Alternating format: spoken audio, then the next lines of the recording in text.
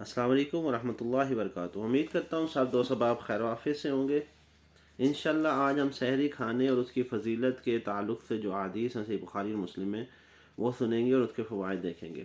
حضرت انس رضی اللہ عنہ روایت کرتے ہیں کہ رسول اللہ صلی اللہ علیہ وسلم نے فرمایا، سحری کھایا کرو اس لیے کہ سحری کھانے میں یقیناً برکت ہے۔ اسے صحیح بخاری اور صحیح مسلم نے روایت کیا ہے۔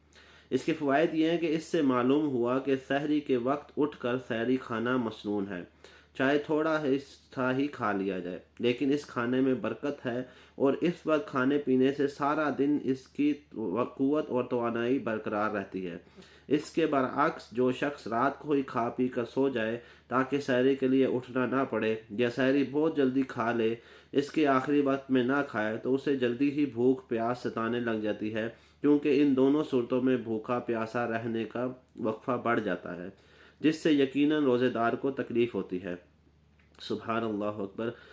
اسلام کی تعلیمات میں کس طرح انسان کی کمزوریوں کے لحاظ کرتے ہوئے انہیں مناسب ہدایات دی گئی ہیں جو انسان کے لیے، مسلمان کے لیے بہتری ہے اور اس کے لیے انسانی ہے۔ اور دوسری بات یہ ہے کہ اس کے اندر برکت ہے۔ اللہ کے نبی صلی اللہ علیہ وسلم نے فرمایا کہ سحری کھایا کرو، اس میں یقیناً برکت ہے۔ دوسری حدیث میں حضرت زید بن ثابت رضی اللہ عنہ روایت کرتے ہیں کہ ہم نے رسول اللہ صلی اللہ علیہ وسلم کے ساتھ سحری کھائی، پھر ہم نماز کے لیے اٹھ کھڑے ہوئے۔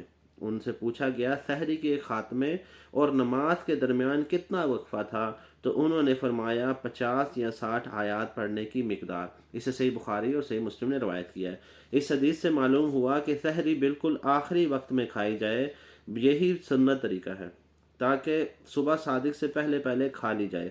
اور یہ وقفہ جو بتایا گیا کہ سحری اور نماز کے درمیان جو وقفہ ہوتا تھا، یہ تقریباً 50 یا 60 آیات کے برابر ہوتا تھا، اور یہ تقریباً اگر منٹ میں کی جائیں تو یہ 50 یا 60 آیات 10 سے 15 منٹ یا 20 منٹ کا وقفہ ہوتا ہے، میکسیمم 10 سے 15 منٹ کا وقفہ ہوتا ہے۔ حضرت ابن عمر رضی اللہ عنہ بیان کرتے ہیں کہ رسول اللہ صلی اللہ علیہ وسلم کے دو مؤذن تھے، حضرت بلال رضی اللہ عنہ اور حضرت ابن ام کلثوم رضی اللہ عنہ۔ رسول اللہ صلی اللہ علیہ وسلم نے فرمایا کہ بلال رات کو اذان دیتا ہے، جب تک ابن مکتوم رضی اللہ عنہ اذان نہ دیں اس وقت تک تم کھایا پیو۔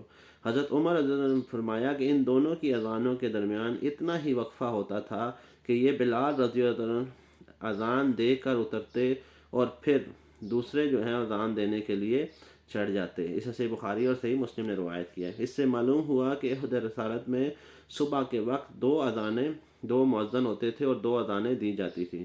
پہلی اذان کا مقصد یہ تھا کہ روزے دار اگر سحری کھا رہے ہوں تو وہ متنبہ ہو جائیں کہ سحری کا وقت ختم ہونے والا ہے اور اب نماز کی تیاری کرنی چاہیے، اور اس کے فوراً بعد دوسری اذان دوسرے مؤذن کے ذریعے سے ہوتی، جو اس بات کا اعلان تھا کہ کھانے پینے کی گنجائش ختم ہو گئی ہے، اب نماز پڑھو۔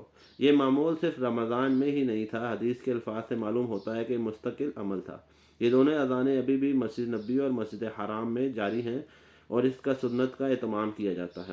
دونوں اذانوں کے درمیان وقفے کے بارے میں علماء نے کہا ہے کہ حضرت بلال رضی اللہ عنہ اذان دینے کے بعد دعا وغیرہ میں مصروف ہو جاتے اور طلوع فجر کا انتظار کرتے۔ جب طلوع کا وقت قریب ہو جاتا تو نیچے اترتے اور ابن ام مکتوم رضی اللہ عنہ کو اطلاع دے کرتے، وہ وضو فرماتے اور اذان دینے کے لیے چڑھ جاتے اور سورت جو طلوع فجر کا آغاز میں اذان دیتے۔ حضرت عمر بن عاص رضی اللہ عنہ روایت کرتے ہیں کہ رسول اللہ صلی اللہ علیہ وسلم نے فرمایا کہ ہمارے اور اہل کتاب کے روزوں کے درمیان فرق سحری کا کھانا ہے۔ اسے صحیح مسلم نے روایت کیا ہے۔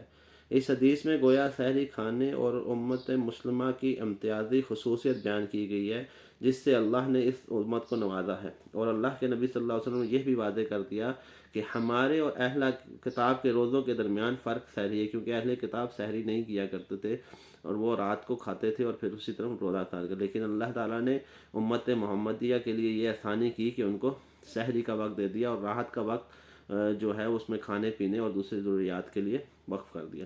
اس لیے سحری کھانی چاہیے، اس میں برکت ہے۔ اللہ تعالیٰ میں دین اسلام پر عمل کرنے، اس کو قائم کرنے کی توفیق عطا فرمائے۔ السلام علیکم ورحمۃ اللہ وبرکاتہ۔